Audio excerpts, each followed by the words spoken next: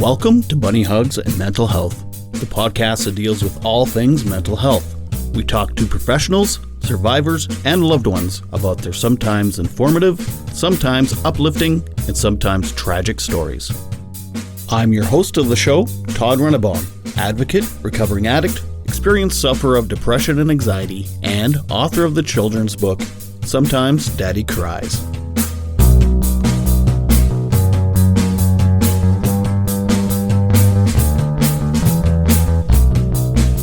Hello and welcome to another episode of Bunny Hugs and Mental Health. I am Todd Rennebaum, and this is the Saskatchewan Podcast Network, and thank you for listening. Hey, I also want to thank a particular person that's probably listening, Ignite with Amber.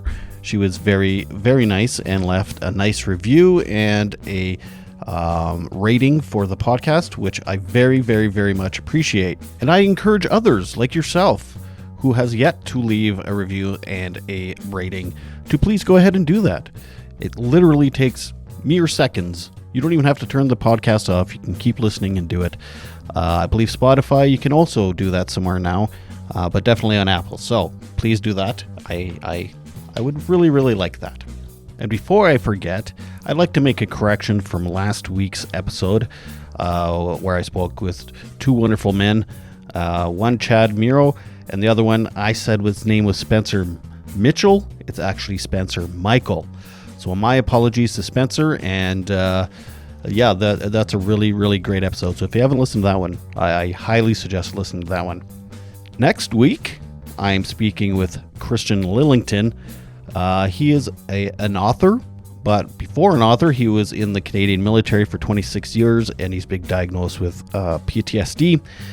His book, Parade State Zero, Leaving Military Leadership to Survive. And it's all about his adventures with the military and PTSD. Another phenomenal episode and just a phenomenal guy. Now, this week, I am talking with stand-up comedian extraordinaire. You may have seen him on the David Letterman Show or the Jay Leno Show or whatever their shows are actually called.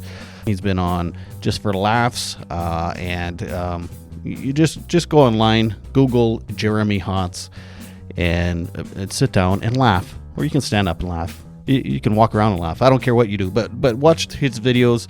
Check him out. He's amazing.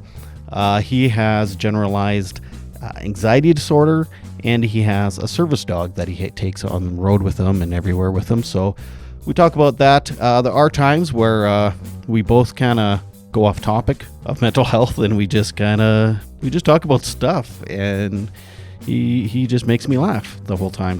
Now, we do make a few Canadian references. When we're talking London, he's talking about a London journalist. We're talking London, Ontario. That's a very small city in Ontario, Canada, so not London, England. And for those of you who are not from Canada or don't know what Saskatchewan is, that's the province I live in here in Canada. And so we make a few references to Saskatchewan. So that's what we're talking about there. Now, if you really want to check out Jeremy's stuff, forget about YouTube. He's actually just started this week his comedy tour all across Canada and some shows in the States and that. It's called the Marquis du Sade Tour. That's French for Marquis of Sade Tour or something. I don't know. Doesn't matter. But anyway, you can go to his website, get tickets. He's playing all across Canada. This is his longest tour he's ever been on. So, go check him out live. Okay, so now, without further ado, I give you Jeremy Hotz. You know, if there was no COVID, I'd be touring, but I got pushed, I got pushed between 3 and 6 months, all venues. But they did reschedule every single fucking show, and there were 20. At this point, there's 24 of them, and we're not done. Huh. So there'll be another 5 at least. So there's going to be like almost, this is the most shows I've ever done on a tour, but it's over the entire year. Right. Because of the COVID, right? You can't, usually I go in a really concentrated short period of time. Yeah. Because they get it over with because I have generalized anxiety disorder. So you have to end things really quickly, right? So is that better or worse That is stretched out. I don't know. I'll let you know. Okay. I haven't done it yet, right? So I don't know the answer to that question. But usually, judging from my past history, new experiences are shit. Yeah. They are. They are. Oh, I know. I don't have generalized anxiety. I've been diagnosed with chronic anxiety. So That's not nice either. So don't. Yeah. How are you with agoraphobia? pretty good actually. I got wife and kids and stuff, so I got a life that makes me get out of the house. But I gotta tell you, I've loved COVID. It's like, Oh, really? I have to stay home. Oh no! Whoops. Makes you feel normal. Makes you feel normal. Yeah, I have to isolate my house. Oh, bummer. That's the way I was at the beginning, and then I got, I started seeing some shit. So that's not good, right? So then I started going out with the dog a little more often, Yeah. When you sit in a same chair every day and you stare at the same wall, you'll see some shit on that wall eventually. Okay, that's all I'm saying. Neat. So Yeah, do you suffer from psychosis at times too? Then they call it. What's it called again? Fucking, I can't remember it. Schizoaffective disorder. Pre-schizophrenic, which means all I have to do is try a little bit harder and I can be full-on schizophrenic. I have to apply myself. What a stupid thing to say. Everybody who doesn't have it is pre-schizophrenic, you stupid. Good God. I have not had in my past, in my history, I've been in counseling most of my life, obviously, because it started from an early age, but I have not been blessed with the finest psychological advice over the years. Okay.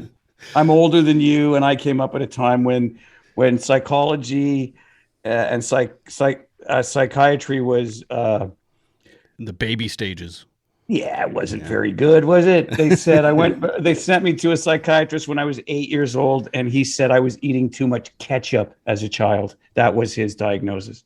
So like I said, it's advanced over the years. Well, have you stopped eating ketchup? I did for 1 week, and then even my mother went, "That guy's a hack. Here's your ketchup. This is bullshit." So wait, so you still eat ketchup and you still have anxiety. So maybe he's right. No, he's not right. I don't even think the guy was a psychologist, and he touched me funny. Okay, There you go. Are you serious? He touched you? Oh, darn. Oh. Come on. You can't say that. Not anymore, anyway. Not anymore. I mean, you can say it, but no, they come down on you now, don't they? A little bit, yeah. Yeah, but then I just play on the hey. I got generalized anxiety disorder. Yeah, that gets me out of shit. Leave me alone. Yeah. Well, I mean, maybe rightfully so. Sometimes it's hard to tell. It's like, do I have anxiety or do I just not want to do that? Well, do you do stand up? No, but okay, I do with generalized anxiety disorder. If I can do it, yeah. I do. Yeah, which is that's why I'm talking to you. I knew that. Yeah, everybody goes, well, how? And the answer is adrenaline. Yeah, that's right. The answer. Adrenaline turns off. Like I'm on medication. People don't understand. Like, okay, so you're on a little medication? No. Here's what it is. If I'm not on medication, I don't leave the house. There's no way. I couldn't function in society at all. Right. Yeah. At all. Yeah. So that's the way it is. And then you learn techniques, right? And you breathing is really important. A lot of times I have bad anxiety because I've stopped breathing and I'm not conscious of it. So you rob yourself of oxygen, which leads to an anxiety. It's because you don't have enough oxygen, but you don't know. That's the thing. You don't know you're doing it. That's right. I was given really good advice one time about my anxiety. I was asked, have you tried just not worrying? That guy, the guy from London. I did an interview for London, and I got generalized anxiety disorder, and he said, "Oh, everybody has that." What? Okay, sure they do. Oh, okay. Everybody has that. Yeah. And I love the reporter that is ill-informed. That seems to be a prerequisite for the job these days, right? Wow. Do you know nothing? You're hired. You can type perfect. Yeah, get in here. So what are you doing stand up with anxiety? And you've been on Letterman and Leno and stuff. Yeah, I did big shows. Yeah, sure. Yeah. I'm assuming you have anxiety just going into a small club with 60 people.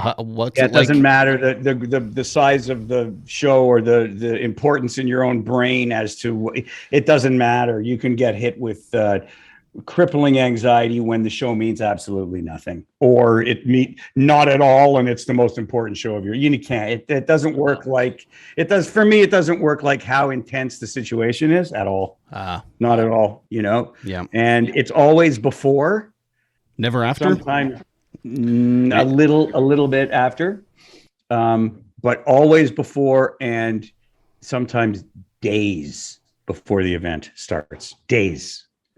So I have to just sit through days of bad. I mean, when I go out and a series of things happen to me, I remember the bad stuff only. Man. People have to remind me. Right. I'll come off stage after absolutely destroying and go, was that okay? To somebody who was just standing there. I missed it. Sometimes I miss it, Yeah. Even though I'm standing there doing it, I miss that performance. But yeah. Yeah, I can. Yeah. I relate big time. Not so much with performing in front of audiences, but I mean, I've done speaking and I've played in bands and I've performed, and yeah, I mean, I don't know what the difference is between chronic anxiety and generalized. Okay, the disorder. Feeling when you're standing there and you're not really there. Yep. That. Yeah. There you go. That's how you miss it. Yeah. There it right. is. Yeah. It's a real thing, though. People don't understand. You gotta, I don't think about things the same way because of this. I do not. And has that made me funnier? There's people, some say yes, some say no. Mm-hmm. There's no answer to the question. Because once again, when you're dealing with the mind, everyone's different. There's no answer. They're guessing. Too much ketchup as a child. Too much red dye number, whatever number they were up to at that time. Yeah. That's what it was. Well, when I was a kid, I was diagnosed, I had such bad anxiety in grade 4 or 5. I was diagnosed with a stomach ulcer. I was making myself physically ill. And that's nasty. Yeah. And back then it still wasn't called anxiety. I'm 45 years old, but they called it, my mom called it, I had a nervous stomach. So, I was told the same. I'm 10 years older than you. I was told the same crap, nervous stomach. My anxiety was to the point where I would go to the store. My younger sister, 2 years younger than me, when she was 6 and I was 8, we would go to the corner store and I would send her in to get the candy because I was too afraid to talk to the lady behind the counter. Yeah. Oh, yeah. Yeah. That lasted until I was in my teens, man. That didn't go away. Talking to strangers and stuff. Yeah. Yeah, that's amazing. Why is it that so many comedians have some kind of anxiety, depression? Or is it just they're more open about talking about it? Maybe. I don't know. I mean, for me, I know a lot of them are depressed. I have a bit of depression, but that's only from the anxiety. It makes me depressed. Right. Because I know I have it. It's not going away and it just makes me depressed. That's all. But some guys, I know what you're talking about. They're suicidal. Yeah. I'm not like that at all. Oh. Huh. I won't go outside because I'm afraid I'm going to get hit by a bus. Do you see the difference? Right. Yeah. That's anxiety. You stay in because you don't want to die. Right. Yeah. I talked to a lady who had agoraphobia, and it was very similar. She was so afraid of throwing up that she wouldn't leave her house. So she had a huge fear of one very specific thing to the point that she wouldn't leave her house. Yeah. It's I can't relate to. Okay, I can't. You go to the airport and you got to take a piss before you get on the plane. Oh God, yes. I can't take a piss before I get on a fucking plane. Oh really? It won't let me. Anxiety will not let me do that. You get up there and you stand there in front of the urinal and you start swearing. Because it's nothing, you know what I mean? It's so frustrating because you got to get on a plane. The last thing you want to do is get up and walk to that tiny bathroom on the plane and use it. I got bathroom issues. Like I don't like to, pee where there's someone near me because I've never spent any time in prison. You know what I mean? So I don't like that sensation. So you always pick the end urinal. Never... Yeah, but there's always some moron that has no problem pulling right up next to you who spent too much time in high school sports. That guy. They were in the military. Yeah, nonsense. Get out of here. It's my private time. I don't want you near me. Yeah. So some of it's just distasteful, but then other mental illness, though, for sure. Absolutely. Yeah. So I got the dog, and the dog, he comes on the plane with me, and I take a piece of home with me when I'm on tour on the road, and that helps me get through, it's not loneliness. Everybody goes, the loneliness? No, it's not lonely at all. It's just it's too lonely to go outside. It's the constant. You have to do this and you have to do this, and it's really bad when I'm on tour.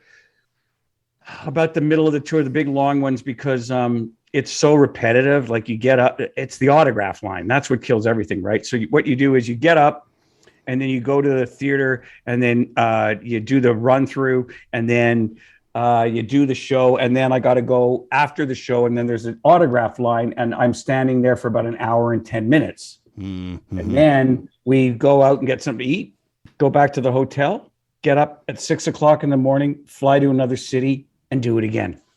Right. Bang, bang, bang, bang, bang. Thursday, Friday, Saturday, Sunday. That's how it works. But at the same time, do you like that constant schedule? I like the performances for the people, and I like the joy that it brings them, and I like meeting them in the line afterwards and talking with them because they're so genuinely happy. Like, people don't understand. Like, I'm really lucky to have a large Canadian following because the Canadian crowds are really the best. They're appreciative. They'll tell you to your face. Mm-hmm. Well, a lot of other, Americans, not as much. Canadians, really. You got me through a really tough time when this was happening. Like, they'll tell you a story. They'll come right up and tell you a story, And as the performer, you don't know any of this stuff. You just think, I do my act, they laugh, I go home. Yeah. It's not the case at all. Yeah.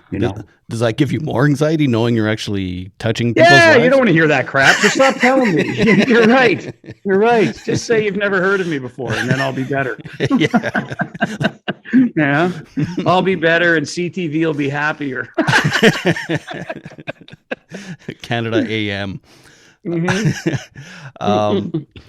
But when you're touring, I guess, do you like that what to expect the next day? Even though it gets repetitive, there's no surprises. It's like a K630. Well, there are, because it's not the same, and you're lugging your luggage around, and the tiniest things upset me. Right.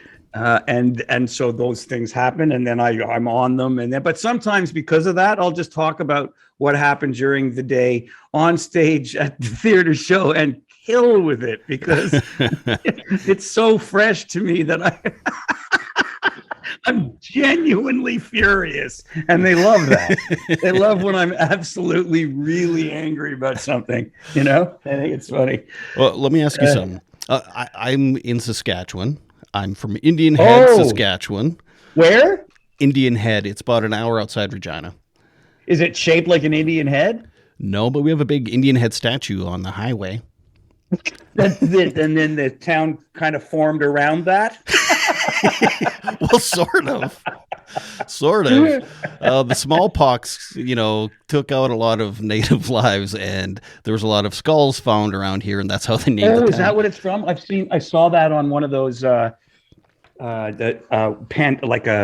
of those documentary shows, right? The pandemic that killed a whole bunch of natives back in the day. Yeah. So in a way, it's kind of built around a native's head. Yeah, I guess so, right? Yeah. It's sadly. Yeah. But I was just wondering, do you have any, when you're traveling in Saskatchewan, do you have any Saskatchewan jokes? Oh, yeah. I mean, Saskatchewan, I ragged on Saskatchewan from the beginning of my career. I mean, my God, if you've ever been to Saskatchewan and you're a comic, you know you're going to talk about it. It's like that's the real Canada right there. It's Saskatchewan. That's it right there. That, to me, that's where all the food comes from. They support the Canadian Football League for no reason. They do. Wow. Their team is the same color as the field, and they think that helps. I mean, I have tons of Saskatchewan stuff. I mean, so I used to think that they hated me and at the beginning of my career because I would rag on them. And then the first time I went there, no, it was quite the opposite. They love it. They love it. They love it. They love it. So, makes me happy.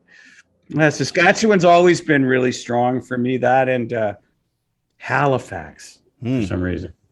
Not sure why, but Halifax has always been really strong. I think there's a lot of relatability between like the East Coast and the prairies for some reason. I don't know why there's this like weird connection. Too. I think, there is a weird connection there, even though they're different sides of things. There seems to be some kind of union there. Maybe it's because they both sound funny when they talk. You ever been to Newfoundland and just think, how did that accent ever catch on? How did not one person go, I'm not doing it? Bye. I'm not doing it. Bye. I'm not doing it. Shit. I do this every time. I had something in my brain and can't remember. I'm being assessed for ADHD soon, so we'll see. Christ, everybody, that's the whole looking at your iPhone while you're watching TV thing, right? Well, that helps. More than one thing. Does it? Well, I mean, you can't concentrate on one thing without having something else going at the same time. Is that what it is? A little bit. Like I'm one of these guys that I have a different job every 2 years, and so I can't build a career at all because I get so bored or something, or the slightest inconvenience bothers me, and boom, I quit and I'm moving on. And so it's like, well, yeah, okay, so inconvenience, right? Yeah, I guess, yeah. So you don't let little shit go, right? I guess, yeah. I don't. I am. Let me tell you something, dude. I'm the most. Okay. You don't want to screw with me because I'm the most passive aggressive. Like, I'm Canadian, right? And I have generalized anxiety disorder. So if I get you back, there's no way you're going to know. Okay. A while ago, I was going to go to the airport and I called the yellow cab and the guy didn't come. Right. So I barely made the plane and I got there and I was sweating and that whole thing. And I had to take my car to the airport and then pay for the weekend, right? At the parking. Mm-hmm.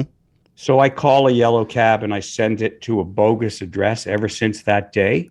That was 3.5 years ago. Every day you do this?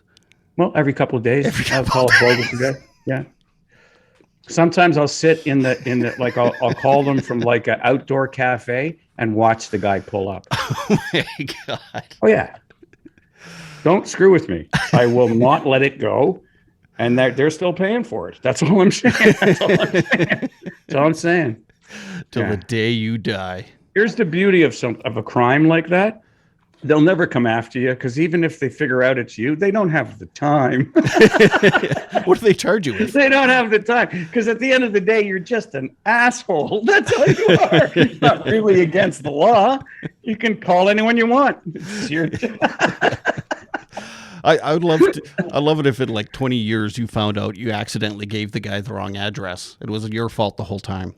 Oh, that's hilarious. Where it turns out it was me the whole time. Yeah.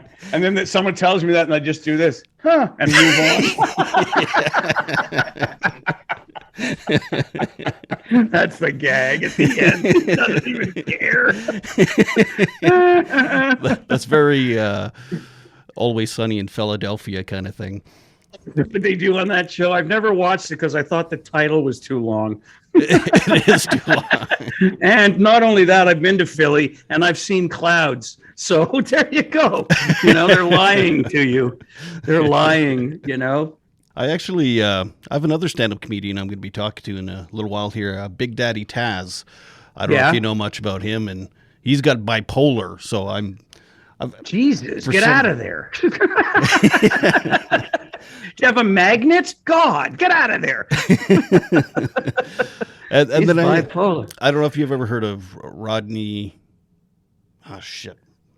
I forget his name now. God damn it. Okay, you're great at names and remembering stuff. Yeah, you're perfect for this. You're perfect for this podcast stuff. Perfect. You got a mind like a steel wool. Not even. I'll just show them this video for my ADHD assessment, and they'll be like, "Oh, okay." I'm on a stand-up comedian mental health kick right now on the podcast, so.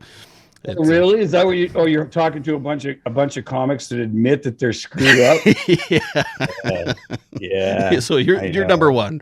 You're the first one okay. I talked to. Well, bottom line is, like, because of it, a lot of people come to the show that have, issues. I get a lot of service animals because I have one, and they all have their problems and stuff like that. And then they come and they tell me their problems in the autograph line at the end of the show, like I can do something about it. You could relate. That's hey, nice. I give them advice, but I always say, look, I'm not intelligent at all. I just tell them what works for me, and sometimes they have some knowledge that they'll give to me. It's as it's little things that you pick up that can help you through the moments during the day, and it's just like trying to get away from that feeling of total impending doom and dread that hangs around the corner waiting to grab you when you walk by.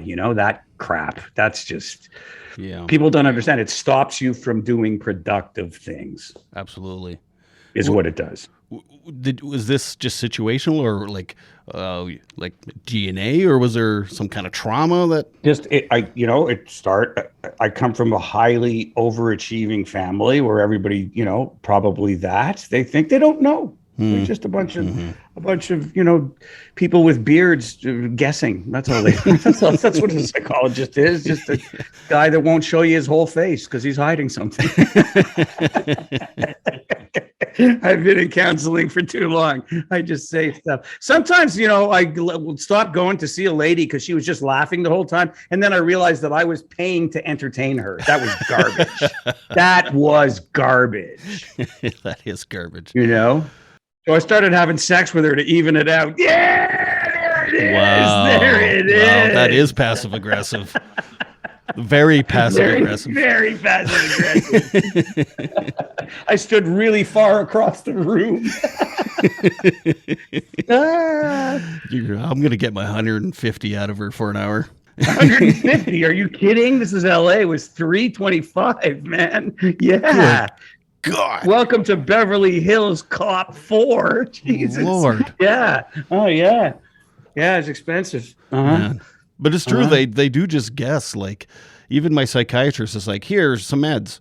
And a few months later, it's like, I'm going insane.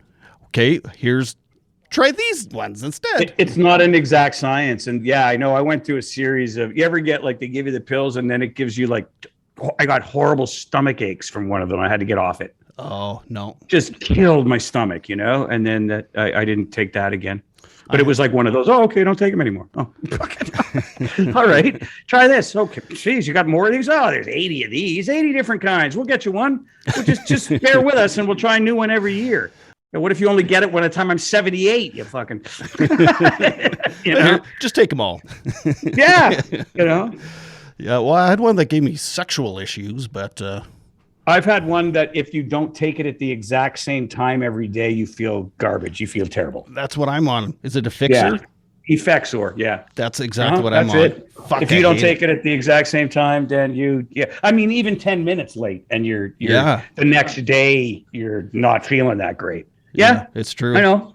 Yeah. I know. I can tell right away. It's like, I'll be doing nothing. And I'll just be like, I fucking feel like I'm hungover or something. Right. Yeah. And then it's like, shit, I forgot my pill an hour ago. It's an hour late and I'm fucked now. And then it bothers you because you know that the next day you're going to feel like garbage because of it. Yeah, it's a delayed thing. I know what you're talking about. I know. I've been there, and it's just a horror. And people go, how do you forget your pill? Do you set the alarm? Yeah, you know what? You set the alarm. It goes off. You turn off the alarm. You forget to take the pill. Happens to me all the time. Yeah. And then you're just standing there, and then an overwhelming feeling of crap comes over you, and I didn't take my pills. Yeah. I know that feeling. Just, I'm a piece of garbage. Oh, I didn't take my pills. For me, it's usually the weekend because my schedule is a little different. The kids are home, the wife's home and stuff like that. So it's like, you sleep in a bit. How is it with kids? Like when they're really demanding and like, is it hard with kids, or do they take your mind away from thinking about your own stuff and therefore it doesn't bother you? Because I don't have any. Right. Well, my kids are 17 and 15, so they're pretty they're adults now. Yeah, pretty much, yeah. But when they were younger, yeah. When they were younger, that's when I was like in and out of the psych ward and out of addiction treatment, and they were trying different meds on me and stuff. So I remember those times. Yeah. Do you ever have addiction problems? Yeah, Ativan. Sure. Oh shit! Oh god. Yeah. Ativan, yeah, because what Ativan does is you don't get stoned on it, but it turns off the anxiety completely. So I was just getting those off the internet and taking like big fistfuls of those. So that was helping me out. And then they said, then one day I went, well, I don't need these anymore because I'm not really anxious. And then I almost died of toxic shock. That's what happened there. Good Lord. But I didn't have to go to any kind of rehab. I got off of myself going down 0.5 once a month for 2.5 years. It took me to get off it. Good Lord. But I got off it. Yeah. Yeah. Proud of myself. I've gone off my fixer before, and talk about a withdrawal. I think I'd have to do it would take 2 years probably to get off it efficiently. 2 weeks, but you're not unsettled, you know? Fuck. I was a mess for like a month, an absolute mess. And then it's like all your symptoms heightened. Absolutely. Yeah. For a couple of weeks. Oh yeah. And you think it's going to last forever, and therefore you start to go a little bit insane because you think it's not going to ever end. Yeah. Yeah. That's the worst part with anxiety and shit like that. Like even though you know that it's just withdrawal, and that it's going to go away. Like I know that deep down inside, it does not make it any less real feeling, the nightmare. Oh, and it makes you feel like you're such a piece of garbage. Yeah. You know what I mean? Like at the lowest of, like, people who don't have this have no idea how low their self-esteem can go at all. And if you have this little ailment, oh boy, are you scraping the bottom of the barrel, eh? My God. You're thinking of stuff that isn't real and it can't possibly be real, but you're believing it. You're buying it 100%. Yeah. You know? Yeah. Yeah. It's like that reporter. Well, everybody has it. It's like, dude. No. I mean, of course, everybody gets anxiety once in a while. I mean, people know what anxiety feels like, but well, he's a reporter in London for a reason. It's not like he's working the big city, you know what I mean? So there you go. Someday he obviously said something. You said something stupid to somebody before, right? Yeah. Someday he'll be weatherman in Moncton. He'll be weatherman. No offense to weathermen out there. No, but who buy their suits at Mark Works Warehouse, whatever it's called. Is that it? Mark's Work Warehouse? Randy River. But we had fun, anyway, even though we're both screwed up mentally. You see? Well, yeah. I mean, to be honest with you, I've wanted to be a stand-up comedian ever since I was a kid. And I've just never had the balls to actually go out and do it. Well, try it and then give up in 2 years like everything else you do. That's all you got to do. That's actually really good advice. Yeah, that's what I say. I should have done that. Then I wouldn't have anxiety. Maybe I've done this for too long. Maybe that's all it is.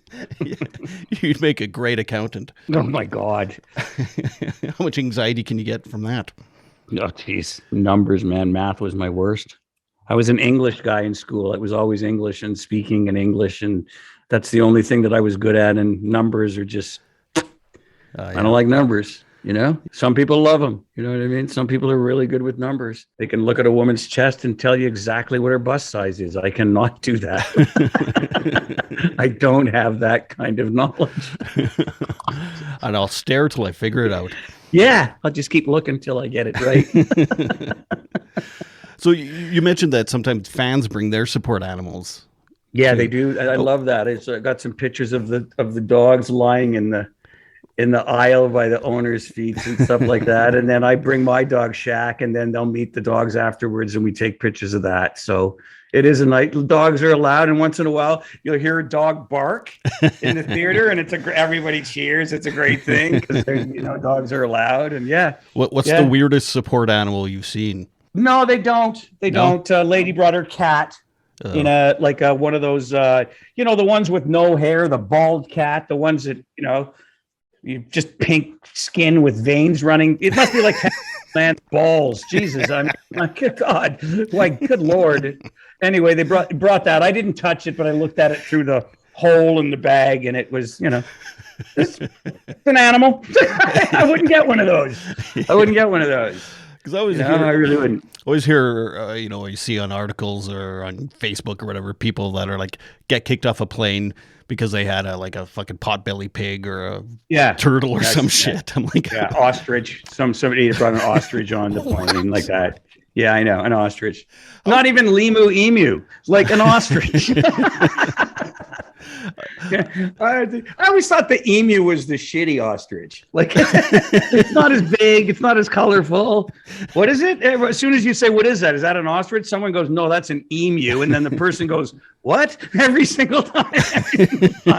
What? Emu's a shit bird to me, man. Well, yeah. What the hell is an emu? It's a slightly smaller ostrich. I'll bet if you look it up. It's slightly smaller, and it doesn't run as fast because I've been to the ostrich races. Yeah. Where do they have ostrich races? South Africa. They have ostrich. They put little men to sit on the back of the birds, and they run. Yeah. Yes. You know how they start the race? A man takes 2 garbage bin tops and goes clang, and then the birds run. Were you there doing comedy or just on holiday? No, I was born there. I was born in South Africa. Oh, yeah. Well, Now I live in the States, and I have a passport, so I'm actually an African American. Yes, I am. But you lived in Ottawa for years. I lived in Ottawa, in the freezing cold of Ottawa, which is like Montreal, except they didn't build any of it underground, so you just breathe. That's all that happened in Ottawa. Were you there you didn't go there during the truck rallies? No, but it made me laugh from here. The truckers, how everyone was behind them at the beginning, and then they turned on them because they made too much noise. And then the truckers were like, "Why aren't you behind us?" And it's like, "Because we've all driven behind you. We're not getting behind you at all. You're dangerous. And half of you don't even use mud flaps." It's true, though. It's true. How many people were behind them? There's like, "Well, we were behind you for a weekend." Like, come on, a month? And then shut up. We don't just get out of here. I love when the natives went, "Get off our land." They gave them the other issue that they had to deal with. Yeah, we're woke too. Get off our land. I love it when there's too many issues in Canada. Can't handle them all. Oh, we're offending everybody now. Oh, God. Well, it's been a weird couple of years, man. It has been a weird couple of years. QAnon and COVID and now World War III. World War III with Putin. I'm not rooting or tooting for Putin. However, he's losing. Yeah, it sounds he's like losing like the Ukraine is. Yeah, they're good for them, man. Seriously. Yeah. Keep going. Go. These millennial soldiers, they're so lazy. That's true. It's a really good turnaround for, you know what? Didn't Russia? Yeah, the Soviet Union. That was Afghanistan. That brought the end of the Soviet Union. They spent too much money on it. They couldn't win in Afghanistan and lost all that money. And then that was the end of it. Yeah. Maybe that's going to happen over here. The Ukraine. Maybe the Ukraine will be the new Russia. Well, I just read a thing that Russia's lost as many soldiers in the Ukraine in the last 2 months than they did in Afghanistan for like 10 years of fighting. That's horrid. Really, eh? Yeah. So it's like, they're really losing. Like, I don't know what the hell Putin's thinking. Well, I know obviously this has nothing to do with mental health, but whatever. But he's thinking he has a stronger war force than he does, I guess. I don't know what he's thinking. Yeah, I have no idea. War, it was a bad idea, this war, right at the end of COVID. What an asshole. Come on. Can we have time, please, before you go attacking? Jesus. Yeah, we just got rid of Trump. Like, settle down. That's another thing we didn't even talk about. And that gave me anxiety. Of course, it gave you anxiety too, right? Absolutely. Yeah. Oh, yeah. Oh, God. You're affected by your environment and what's going on around you, and COVID and all this stuff didn't really help. None of it. No. I mean, I joked a little bit that COVID, that I loved it because I got to isolate, but I was working a day job and stuff. And I mean, it was like nobody knew anything. We thought the world was dying, and then I was losing my job, and it was like, and then because I was working in a health facility, it's like we all had to wear masks and gloves and whole outfits, and it was like scary as shit. And nobody. Oh, I got you, dude. And then remember the first time you smelled a fart through the mask and realized, hey, these probably aren't working at all. How can that happen? Yeah, yeah. These you wouldn't know if you can't stop a fart molecule. It won't be stopping no COVID. Jeez. Yeah. Yeah, and then you, as you're doing that, you're reading articles how this doesn't matter and that doesn't matter, and it's like, well, what the fuck am I doing this for? So anyway, yeah, what matters? Yeah, what are you supposed to do? Yeah, I know. It was really hard for us, right? Yeah. And then 2 years of wearing a mask everywhere you go. Yeah. 2 years. Is LA open? Like you can walk around now? Normal? It is. Okay. Now it is.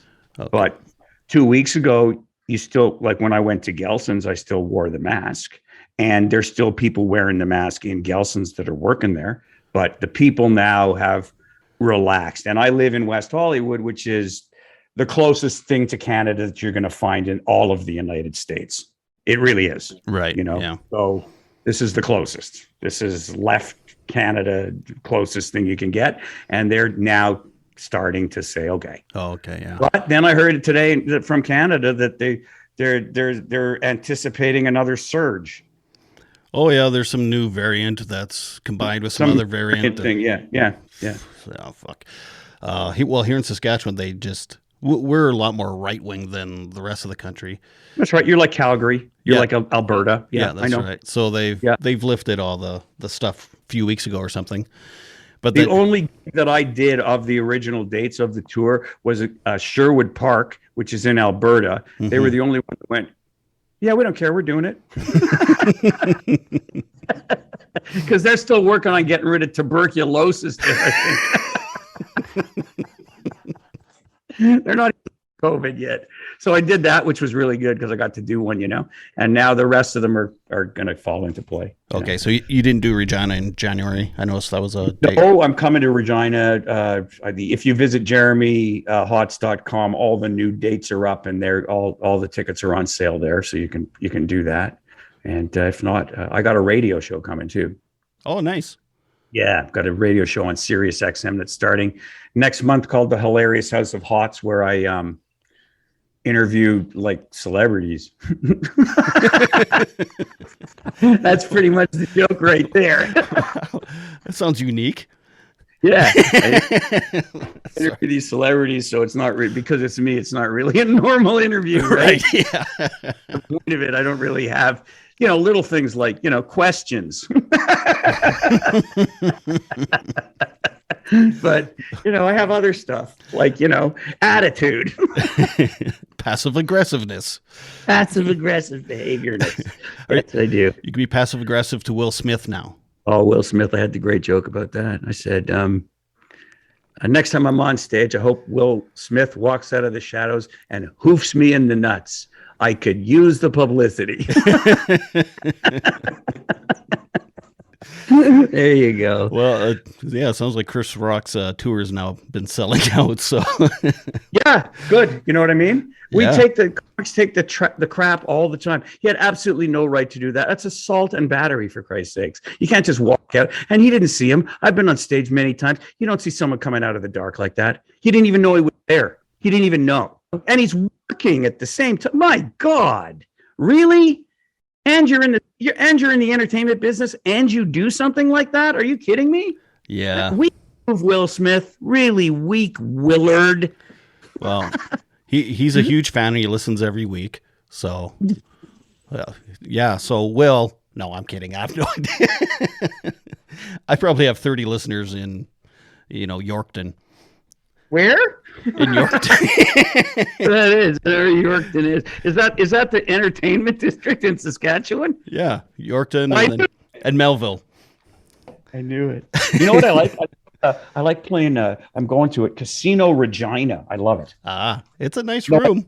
I like Casino Regina, and you know what? I've had success playing the gambling there. Oh, playing the gambling. And usually I find slot machines to be remarkably anti-Semitic, but the ones in Saskatchewan are on my side. So let me get this straight. You're South African, Jewish, Canadian, American. That's me. Huh. Yeah. Yeah, I got a With bit anxiety. of everything. With anxiety and 7.5 pound long hair chihuahua. Yeah, that's pretty much why everybody wants to be me. There it is. Are your parents, or actually, do you speak Afrikaans at all? No, but a few words here and there because my parents fluent, right? So, yeah. We moved from South Africa when I was 1. That's why I don't have the accent. Right? Okay. Yeah, it was like one of those get out of the country things. Beat it and take your family with you, you asshole. One of those. So that's what it was. So we came to Canada. Well, it's I have a friend that's Dutch and a friend that's that grew up in South Africa, and you can actually see the similarities in like the way they talk and like how loud. Oh, they're the Dutch? Really? You mean the Dutch? Yeah. Yeah, no, I didn't know that because I've never heard that accent other than from a South African, but I knew that it came from the Dutch Afrikaners. Yeah. That came from like, that's what my parents told me like years ago, right? They settled there. Yeah, it's a weird accent. Like no one, it's menacing almost. Like the South African is always the bad guy in the action movie. Yeah. That's true. Yeah. And at one point when I was a kid, every doctor in Saskatchewan was South African. Were they? There was a big immigration everyone was leaving South Africa because it was dangerous as shit, and they were killing people. Well, and any doctor that grew up in a small town Saskatchewan, they went to a bigger city. So it's still impossible to get a Canadian doctor in small town Saskatchewan. They're from like Iran and Nigeria, and anyway, they moved to higher population areas, is what you're telling me? Yeah. Oh, well, that's not good, because you gotta, that's not good because then you get then the farmers get the shitty doctors, is what you're telling me. Well, they're not necessarily shitty, but it's always a stop place. Like they come to town, they're here for like 3-4 years, and then they move on too. So we never have like the same doctors for more than like 5 years. We do have a guy in town that's been here for years, but he is a farmer also. That's hysterical. Well, he's mostly a vet, but we keep him here anyway. That's all right. Hey, we're all mammals. Okay, Jesus, I'm not anymore. Why are you castrating me? Hey, we're all mammals. Jesus, get him out of here. What are you, a psychologist? Yeah, why'd you throw a bale in my hospital room? I'm trying to be a comedian. It's not working. Well, you try. It's 2 years. I give you 2 years. Not a lot of opportunities in Saskatchewan to be a comedian. Oh, come on. Yeah. Well, they do have the Casino Regina that I play. Do they not have a club there? I think there's one like restaurant, nightclubby kind of place in Regina that has like open mic nights. You should open a club then and do like a 3-night thing, because what a great idea. If there's no stand up there, you'll have no competition. Jesus, open one up. Why the fuck wouldn't you do that? I can't even afford an ADHD assessment.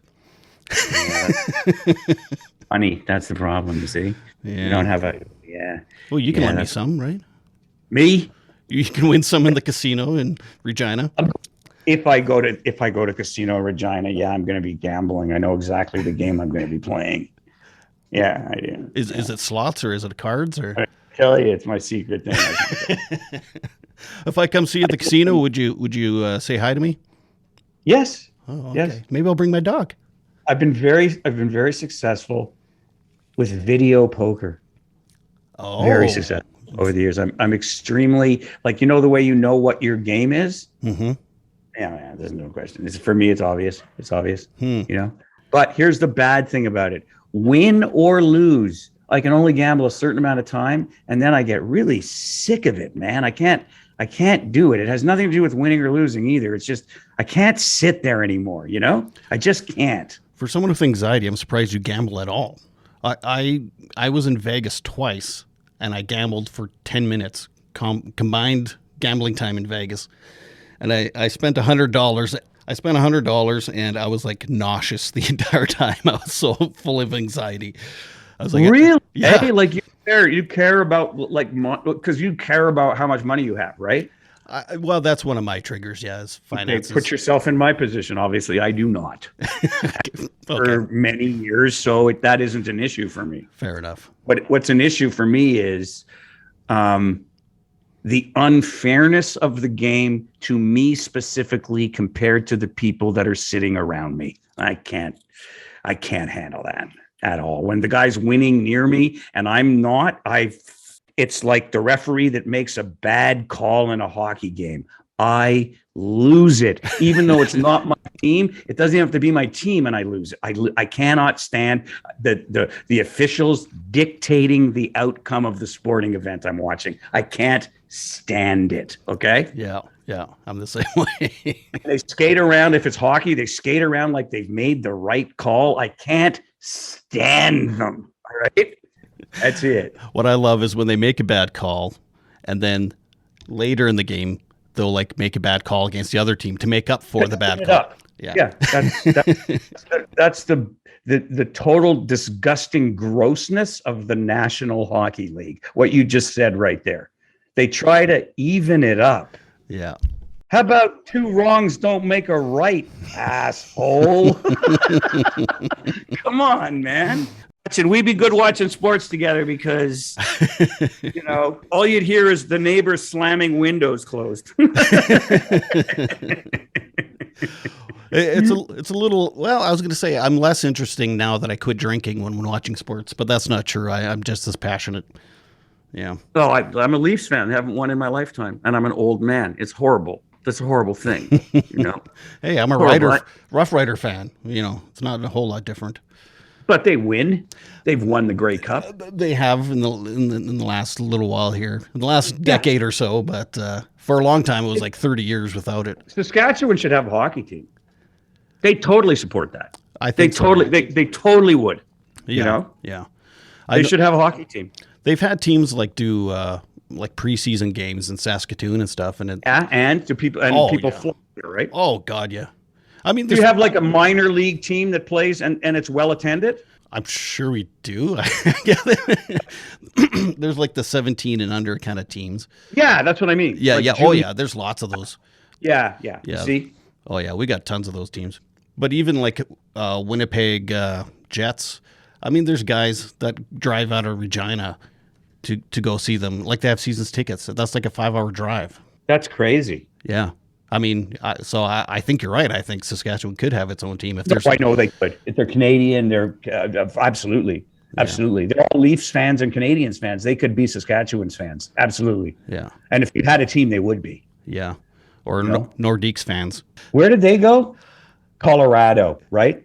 I don't even remember. I think it was Colorado. Didn't they go to Colorado and then win the Stanley Cup? Right? They did. I think you're right. I think they did, man. Yeah. So it was a good move then. Come back. Christ. Well, we didn't talk a whole lot about mental health. I heard the only reason why that team left was because of construction. No one could get to the rink. You fix the road, you lazy bastards. That's Quebec, huh? Oh, never been. Yeah, we're thinking about it. I've never been to Quebec, actually. Really? Farthest east I've been is Toronto. No, you got to go to Quebec. You got to go to Montreal. You got to go to the Montreal Comedy Festival. What a great time that is. Never heard of it. Oh, I'm kidding. It's the one. I got out of Canada from that. I know. I'm just kidding. I'd still be stuck here. That would be horrible. Oh, my God. You know, I was in Portugal quite a few years ago. in the Azores, which is this tiny little country islands way off the coast, and they love watching Just for Laugh gags. Oh, the gags thing, yeah. It was everywhere. Yeah, because there's no language or anything, so they can just language. No, the Just for Laughs gags is entertainment for the mentally challenged. Is that why I like it? Yeah, so is professional wrestling. Speaking of which, aren't you talking to Bret the Hitman Hart soon? Yes. How did you know that? Oh, I do my research, baby. Oh yeah, I'm talking to the Hitman. He's going to come on the show again. He's a friend of mine. Whenever I play Calgary, he comes down. He's a great guy. The Hitman. Oh man, that was the greatest thing meeting him, because like when I watched the WW, it was called the WWF when I was a kid. Yeah, he was like my favorite guy. Yeah, and then it just he was a fan of my stand. What a cool thing that is. So he comes to the shows. It's amazing. Yeah, I get to hang out with the Hitman. You know, I'll tell you. With the generalized anxiety disorder, right? So he comes backstage one of the times, and I know he's coming, but I figure, oh, he's late, he's not coming. I'm barfing in the bathroom before the show because I got so much anxiety. He walks in, hey, Hotz, it's the Hitman. Oh, shit. Puke dribbling down your chin. I'm at my weakest point, and there's the toughest guy I know. Great. Who was his wrestling partner with the Anvil? That was his brother-in-law, I believe. One of his brother. I married one of his sisters or something. Jim the Anvil Neidhart. That's was what his it name. was. Yeah. Right. Yeah, he had the little what do you call it? The goatee beard thing that he had. Goatee beard thing. It looked like Cousin Zeke. It was like a southern thing he had going there. Yeah, it was really cool. Yeah, they were the tag team champions, and he was like the intercontinental champion and the heavyweight champ. He had all the belts at some point, that guy. Yeah. I mean, he's, man, just a quiet, understated guy. They just and that was his brother that fell from the rafters that time. Yeah. Owen, who was also a brilliant wrestler. Like these guys, they had these moves, that no other guys could do. But McMahon, they hooked him up to some rig, and then he fell before the match. The rig broke, and he died. Unreal. Yeah, really sad stuff. There's a guy that's been through a lot of hardship, like Bret the Hitman Hart, and yet he's got a really positive attitude. And guys like me and you who've been through significantly less, but because we have generalized anxiety disorder, we can't handle it. Right? Yeah, I know. Yeah, true. You feel inadequate. No, it's like fuck. Yeah. But then at the end of the day, you go, well, he doesn't have it, so that's not fair. Yeah. He doesn't have it, and if he did have it, even if he's the same size, he'd still be scared shitless like me and you are, because that's what it does to you. Absolutely. I'm a 45-year-old man, and I walk around most of the time feeling like a scared 7-year-old boy. I've gotten better with that over the years, but it does creep in from time to time. It's waiting around the corner to come get you, and you got to be careful of it. And, all I can say to you is remember to breathe. It's so important. My God, I know it sounds stupid. Yeah. But I listen to my brother because he's a crack shot psychologist, and he's helped me more than anybody. Because you know why? You listen to your brother is what it is. And I don't listen to professional people because the ketchup thing. Yeah. They started with a hack on me. So I never forgot that. Right. You don't let shit like that go when you got GAD, man. Come on. Yeah. No, they all think it's ketchup. I'm not going to hacks. You're assuming your brother's not a hack. No, and you know what? I'll tell you something. Like the first tour, when the tour first starts, like the show's new to me, right? Because I don't know. I haven't even tried it. So then I got to bring it out, and then I bring my brother for the first four dates in the Maritimes that I'm doing. Steve comes and he gets my head, and he'll just walk around with me and say things that puts my mind in the right frame of mind. A lot of people don't understand when you have generalized anxiety, you can't be in the right frame of mind a lot of the time. There's nothing you can do about it. You just can't be. So when you've got a guy reinforcing that, well, you can be. That helps you, So you have a support dog and a support brother. My support brother's yeah. Huh. Yeah. I wouldn't need the brother if the dog could talk. But he can't. So that's sad. Yeah. But I'm getting it. But I'm not going to say I'm winning. I'm going to say I'm doing better than I was before. Right. I'm not, would never go, I'm winning or blah, blah, blah. But I would say that it's not as bad as it was. I'm learning things to get around, but it's baby steps and it's slow going, and it isn't. There's no snap your fingers magical. Hey, I'm okay. That's not going to happen here. As they say in AA, it's progress, not perfection. Yeah. They do. What I like to say in AA is, I don't know why they call it anonymous. I know half the people in this. Anonymous optional. Well, it was great talking to you. I'm glad we did this, eh? You've answered all my questions in the first 10 minutes, and then we just ramble. This is a good thing, and good luck with the show, and good luck trying to teach people, that people have mental illness out there. So don't point and laugh at them. Come on. Phew! Wow, that was almost exhausting. Thank you, Jeremy, for that. I very much appreciate your time. And I very much appreciate you opening up and talking to us about all things mental health in your life. And, my empathy for your generalized anxiety disorder. And hang in there, buddy, and keep making the world laugh, because we very much appreciate it. Again, you can see him on tour. Go to his website. I think it's jeremyhotz.com. His tour is Marquis de Sade Tour. And buy some tickets. Go see him live. Support that guy. Okay, and don't forget, next week it's Christian Lillington and talking about his military experience, his new book, and living with PTSD. All right, I'm going to shut up. Thank you for listening, and please subscribe, rate, and review however you are listening to this podcast. It only takes a moment, and it really helps the show out with getting noticed. This episode has been sponsored by Penny University Bookstore, 3104 13th Avenue. Call 639-571-2186 and check out their online bookstore at pennyu.ca. The Saskatchewan Podcast Network is supported by Connexus. Wellness, however you define it, is achievable. You don't even need to figure it all out by yourself. Talk to Connexus. They'll give you guidance, motivation, and the push you need to reach your goals.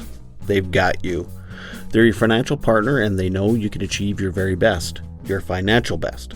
Prove them right. Start right at Connexus Credit Union. The Saskatchewan Podcast Network is also sponsored by Direct West.